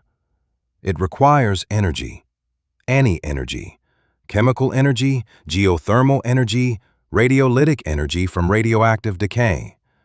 The chemistry of life is flexible in a way that our surface-centric intuitions have consistently underestimated, and the places where that chemistry can operate are far more numerous, far more diverse, and far more widespread in the universe than we have historically imagined. The rogue Earth scenario is, at its core, a thought experiment about the boundaries of life. And the conclusion of that thought experiment, grounded in real science, in real observations, in real data from the deep mines and the ocean floor and the ice of Antarctica, is that those boundaries are far wider than we thought. Which brings us to the final question, the one that this entire investigation has been building toward without quite naming it directly. If life can survive a rogue Earth, if chemosynthetic ecosystems can persist without sunlight, if deep subsurface microbes can live for millions of years powered by radioactive decay alone, if subglacial oceans can harbor living communities in permanent darkness beneath kilometers of ice, then what does that mean for the search for life elsewhere in the universe? It means we have been looking in the wrong places. Or rather, we have been looking in only one kind of right place. We have been searching for life on sunlit worlds, worlds with liquid water worlds in the so-called habitable zone around their stars, that narrow band of orbital distance where stellar radiation is sufficient to keep surface water liquid, but not so intense as to evaporate it entirely. The habitable zone is real. It is a valid concept. Earth is in it, and that matters enormously for our kind of life. But it is not the only zone of habitability. It may not even be the most common one. The subsurface habitable zone, the range of depths within a rocky planet at which geothermal heat maintains liquid water regardless of surface conditions, exists on every sufficiently large rocky planet, regardless of its distance from a star, regardless of whether it even has a star. This means that the number of potentially habitable environments in the galaxy is not limited by the number of planets in stellar habitable zones. It is potentially limited only by the number of rocky planets of sufficient size to maintain geothermal activity. And that number, based on current estimates of planetary formation rates and galactic stellar populations, is in the billions. Billions of potentially habitable subsurface environments. In the dark, between the stars, on worlds that no telescope has ever examined for signs of life, because no telescope was ever designed to look for life in the dark. This is the deepest implication of the rogue Earth scenario, and it is an implication that is beginning to reshape how some of the most creative thinkers in astrobiology approach their work. Sarah Seeger of MIT, one of the most respected planetary scientists working on exoplanet atmospheres and biosignatures, has written and spoken extensively about the need to expand our conception of where and how life might exist beyond Earth. Her work on so-called ocean worlds, icy moons, and rogue planets with subsurface oceans has helped establish the scientific legitimacy of searching for life in the permanent. Natalie Cabral of the SETI Institute, who has conducted extensive field research in the high-altitude lakes of the Atacama Desert in South America, environments that share certain characteristics with subsurface oceans on icy worlds, has argued that the lessons learned from studying extremophiles in these extreme environments directly inform our understanding of where life might exist beyond Earth. And the teams designing the next generation of space exploration missions, the Europa Clipper, the proposed Enceladus Orbilander, the conceptual missions to subsurface oceans throughout the outer solar system, all of them are, in a sense, exploring what a rogue Earth becomes. A world of ice and darkness and deep liquid water, where the question of life has never been answered, where the chemistry is right, where the energy is available, and where the only thing missing is someone to look. We are about to start looking, and what we find may change everything. The sun rose this morning. Perhaps you did not think about it. Perhaps it was just another morning. The alarm went off. The coffee was made. The day began in the ordinary way that days begin for billions of people on this extraordinary planet. But the sun rose, and for 4.5 billion years, without exception, without interruption, it has risen over this world. It has driven the winds and the rains. It has powered the growth of every leaf and every blade of grass. It has warmed the oceans that regulate our climate and fed the plankton that produce half of every breath we take. It has been so constant, so reliable, so absolutely present that we have built our entire existence, biological, cultural, psychological, around its daily return. The rogue Earth scenario asks us to imagine a world without it. And what we find when we follow that imagination all the way down, through the physics and the biology and the geology and the deep, cold dark, is something that the scenario's surface catastrophe almost obscures. We find that even without the sun, Earth is not nothing. It is not just a rock. It is a heat engine, a chemical laboratory, a repository of 4.5 billion years of biological experiment. A world whose interior holds warmth that will last for billions of years more. A world whose deepest, strangest communities of life care nothing for the fate of the surface and will continue their ancient chemistry in the dark regardless of what happens above them. And we find that we, the surface beings, the solar-dependent, the sunlight-loving creatures who built civilization under an open sky, we carry something that the vents and the microbes do not. We carry the knowledge of what we have. We carry the ability to understand our own fragility and our own resilience simultaneously, to calculate the physics of our potential doom with the same minds that compose symphonies and raise children and ask questions about the stars, to look at a scenario of unimaginable loss and find within it, stubbornly, the biology of hope. The rogue planets are out there, hundreds of billions of them drifting in the dark between the stars, each one a world, each one carrying its own interior heat, its own chemical history, its own geological memory of a star it once orbited.